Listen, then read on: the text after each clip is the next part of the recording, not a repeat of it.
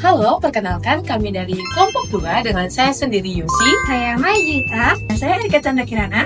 Di sini kami akan menjelaskan mengenai analisis proses pengambilan keputusan dan penetapan harga produk pada UMKM Moy Handmade.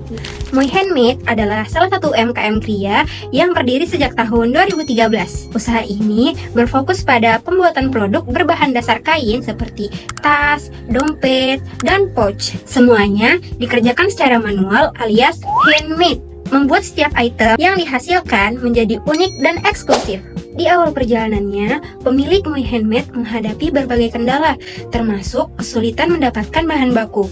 Saat itu, pencarian kain hanya bisa dilakukan melalui Facebook. Namun, dari keterbatasan ini lahirlah kreativitas. Pemilik Moy Handmade mulai mencoba teknik produksi baru seperti EcoPrint, sebuah metode mencetak pola alami di atas kain yang kini menjadi ciri khas produk Moy Handmade. Dalam dunia usaha, harga adalah salah satu keputusan yang paling krusial. Bukan hanya menentukan untung dan rugi, tapi juga mencerminkan nilai dari sebuah produk. Moy Handmade memahami hal ini dengan sangat baik.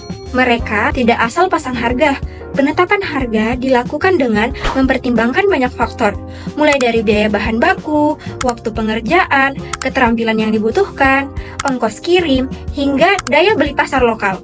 Mereka menggunakan pendekatan yang dikenal sebagai reciprocal pricing, yaitu strategi harga yang menguntungkan kedua belah pihak, produsen dan konsumen. Dengan margin keuntungan hanya sekitar 30-50%, Moy Handmade tetap menjaga kualitas dan daya saing, tanpa membebani pelanggan dengan harga yang terlalu tinggi. Adapun strategi yang digunakan pada UMKM Moy Handmade ini, yang pertama, pembelian bahan secara kolektif, di mana tujuannya agar ongkos kirim ini bisa dibagi dengan sesama rekan kerja UMKM kria. Kedua, menggunakan sistem DP atau uang muka untuk pesanan custom di atas Rp500.000. Di sini tujuannya untuk menjaga kestabilan arus kas dan pembatalan secara mendadak dari customer. Yang ketiga, ada segmentasi harga berdasarkan bahan, desain, ukuran, serta tingkat personalisasi dari setiap pelanggan. Kemudian yang keempat, diferensiasi produk menggunakan teknik handmade seperti EcoPrint dengan tujuan membuat setiap produk memiliki nilai dan budayanya sendiri. Tidak hanya itu, Moy Handmade juga menggunakan media sosial untuk media promosi dan penjualan, sehingga mereka dapat menjangkau pelanggan dari berbagai daerah tanpa harus menggunakan iklan yang mahal. Namun, UMKM Moy Handmade ini juga memiliki tantangannya selama berusaha, di mana produksi yang dilakukan masih manual sehingga produksinya masih terbatas ketika permintaannya meningkat.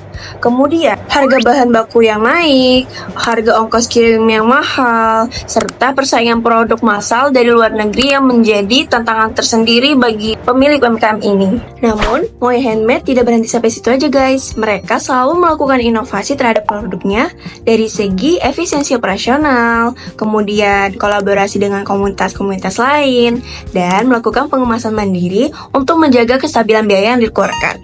Kemudian, dari semuanya, yang paling penting juga mereka menjaga kepercayaan dari pelanggan dengan transparansi dan kualitas yang konsisten dari semua produknya. Berdasarkan dari hasil penelitian dan penjelasan sebelumnya, ada beberapa strategi tambahan yang mungkin bisa kami sarankan untuk Moy Handmade sendiri. Nah, yang pertama yaitu kita bisa menerapkan yang namanya value based pricing ataupun menjual bukan hanya sekedar produk, tapi kita juga menjual nilai dan cerita di balik produk tersebut. Kita bisa menambahkan sebuah label cerita di setiap produknya agar setiap orang yang membeli atau pelanggan dapat membaca cerita tersebut. Kemudian yang kedua yaitu kita menyediakan yang namanya varian harga, mulai dari basic, premium sampai custom agar kita bisa menjangkau setiap segmen pelanggan yang ada. Nah, yang ketiga yaitu kita meluncurkan edisi khusus di hari-hari tertentu ataupun di hari-hari besar, event besar seperti hari Natal, hari Kartini, Idul Fitri, dan lain sebagainya. Dan yang terakhir yaitu kita bisa melakukan yang namanya perhitungan HPP secara digital.